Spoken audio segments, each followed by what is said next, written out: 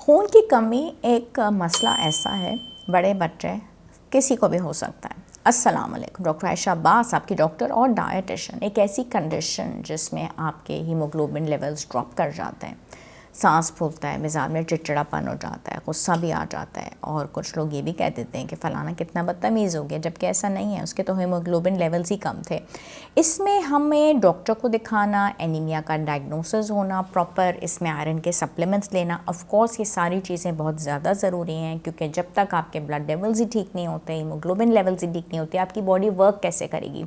आपकी बॉडी का फ्यूल, आपकी बॉडी कैसे सारी चल रही है, कैसे मेंटेन हो रही है, चलना फिरना उठना बैठना सब हीमोग्लोबिन पे ही डिपेंडेंट है। और इसका ऑफ कोर्स डायग्नोसिस आपके ब्लड टेस्ट पे ही डिपेंडेंट है।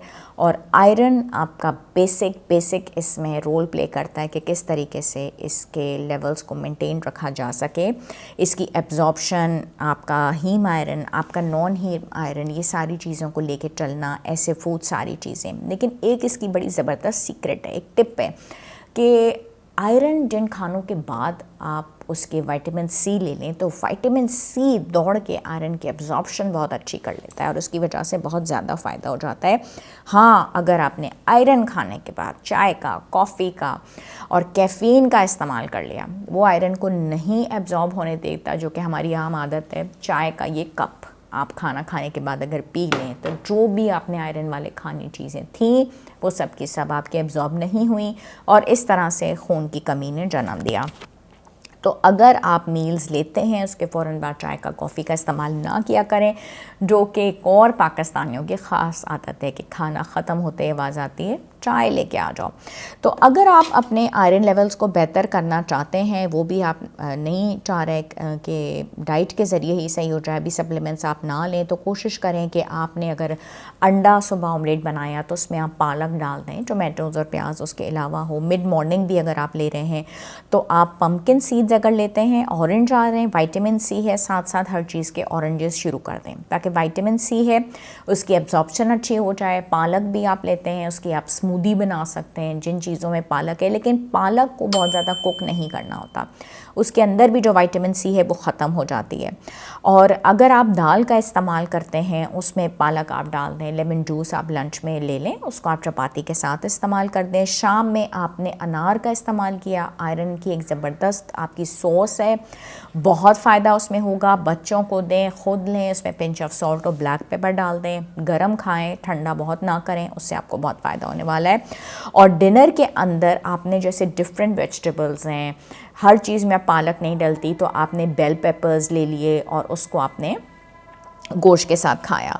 और ये सारी चीज़ें लेते हुए आप कभी कभार ओट मील का भी इस्तेमाल कर सकते हैं, आपने चिकपीस का और इन सीरियल्स का इस्तेमाल कर लिया, बादाम का, डिफरेंट फ्रूट्स का आप इस्तेमाल करें, दाल का इस्तेमाल करें, बाजरे का इस्तेमाल करें। तो इसमें फ़ायदा ये हो जाएगा कि आपके आयरन लेवल्स जो हैं वो बहुत ज़्यादा बेहतर हो जाएंगे।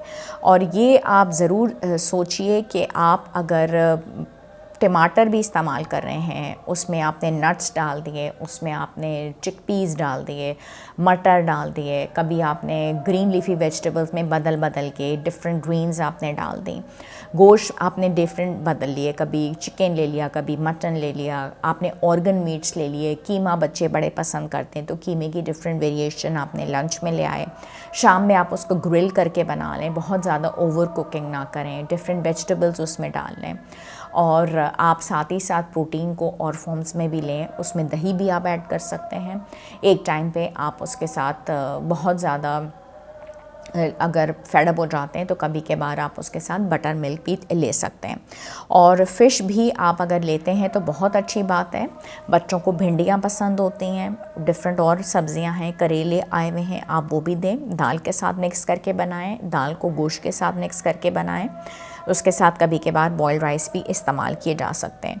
लेकिन इम्पॉर्टेंट जो बात है वो ये है कि आयरन की डेफिशिएंसी को, आयरन की जो एब्जॉर्प्शन है वो सब्जियों से ज़्यादा गोश्त से बहुत ज़्यादा बेहतर है, डबल फॉर्म में है, लेकिन लेना बहुत ज़्यादा ज़रूरी है ताकि इसकी डेफिशिएंसी ना हो। और ये जब बेहतर होगा तो आपके जो ब्लड सेल्स हैं वो हेल्दी डेवलप होंगे, उनकी नशो नुमा बहुत ज़्यादा हेल्दी होगी। जब उनकी नशो नुमा बहुत ज़्यादा हेल्दी होगी और आपका तरीके से, तो आपका सारा ब्लड का सिस्टम बहुत अच्छे से चलेगा, बॉडी बहुत अच्छे से चलेगी, और जितना आप विटामिन सी साथ साथ लेते रहेंगे आयरन की एब्जॉर्प्शन अच्छी होगी। अपने आप को डॉक्टर को ज़रूर दिखाया करें, रेगुलर तौर पे आपके ब्लड टेस्ट होने बहुत ज़्यादा ज़रूरी हैं। और मैं कराची में होती हूँ, सिर्फ किसी और शहर में नहीं ट्रैवल कर पाती फैमिली की वजह से। मेरे क्लिनिक साउथ सिटी हॉस्पिटल में होते हैं, अल-खलीज टावर्स बहादराबाद पे होते हैं, ट्यूसडे वेडनेसडे फ्राइडे 4 से 6।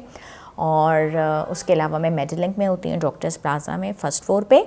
और मुझसे रब्ता करने के लिए ऑनलाइन अपॉइंटमेंट आप ले सकते हैं। शुक्रिया एंड अल्लाह हाफ़िज़।